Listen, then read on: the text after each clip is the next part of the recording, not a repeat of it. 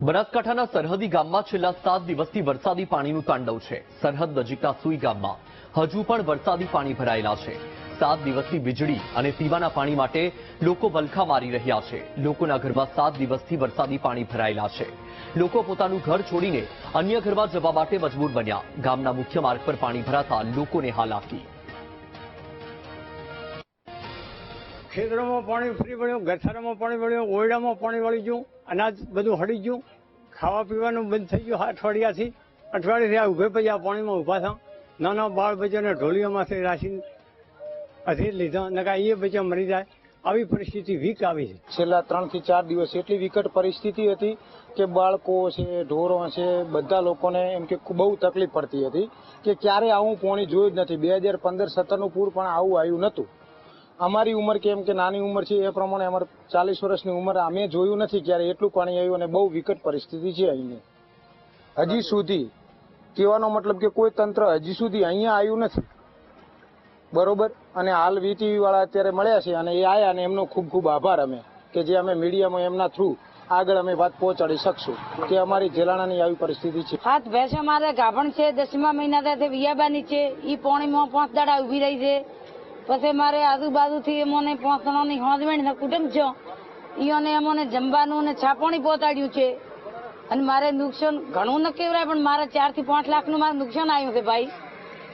અત્યારે ઢોરોને ઘાસ નથી, અમારે ખાવા નથી, ખૂબ તકલીફ છે। ઘરમાં પાણી ભરાઈ ગયું, આંગણામાં, ઓસરીમાં અને ઓરડામાં, આખાઈમાં 2 ફૂટ પાણી ભરાઈ ગયું, એટલે અમારે નુકસાન આવી ગયું છે। બનાસકાંઠાના સરહદી વિસ્તારમાં હજુ પણ પાણીનું તાંડવ છે। શાળામાં પાણી ભરાયેલા હોવાથી વિદ્યાર્થીઓ, શિક્ષકો પરેશાન।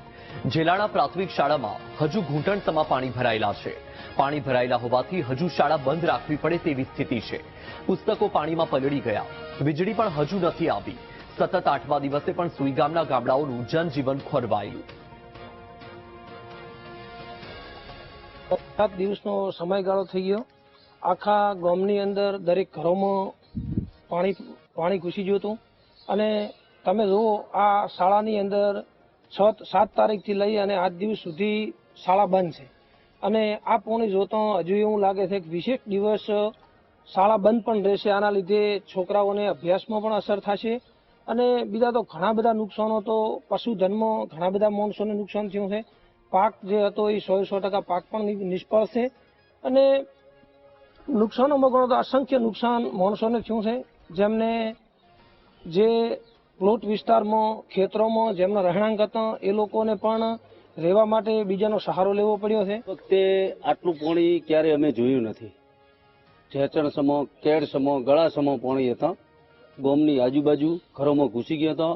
ઓરડોની અંદર અનાજ જે બાજરી હતું બધું ખલાસ થઈ ગયું છે, જે પલળી ગયું છે એમ કહેવાનો મતલબ। એટલે હાલ ખાવા માટે કોઈ નથી, બહુ મોટું નુકસાન થયું છે। પશુપાલન માટે લગભગ 101 ભેંસો, ગાયો બધું થઈને મરી ગયું છે। બહુ મોટું નુકસાન છે હાલ વરસાદને લીધે। સરહદી પંથકમાં વરસેલા ભારે વરસાદને પગલે તારાજી સર્જાઈ છે। આપણે અહીંયા જે દ્રશ્યો બતાવ્યું છે ત્યારે વીટીવી પહોંચ્યું છે સુઈ ગામના જેલાણા ગામે।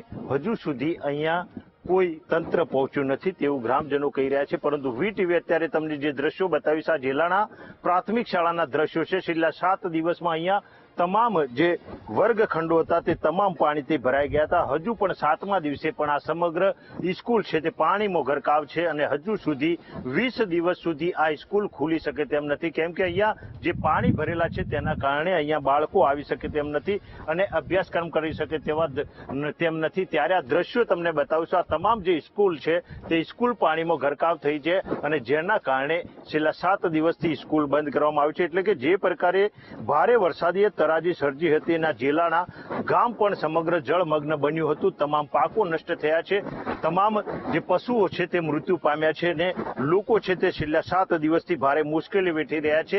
એટલે કે પીવાનું પાણી સુધી પણ લોકોને મળતું નહોતું। ત્યારે આ જે પરિસ્થિતિ છે તે આ શાળાની પરિસ્થિતિ તમને બતાવી રહી છે વીટીવી અને આ દ્રશ્યો છે ત્યાં કેમેરામાં કેદ થયા છે। સમગ્ર જે શાળા છે તે જળબંબાકાર બની છે અને અત્યારે પણ શાળામાં ઘૂંટણસમાં પાણી ભરેલા જોવા મળી રહ્યા છે। એટલે કે આ ભારે વરસાદની તારાજીના લીધે આ શાળામાં પણ અત્યારે પાણી ભરેલા છે ને જેના કારણે શાળાઓ ચાલુ થઈ શકે તેમ નથી અને બાળકોના અભ્યાસ ઉપર પણ અસર થઈ શકે છે।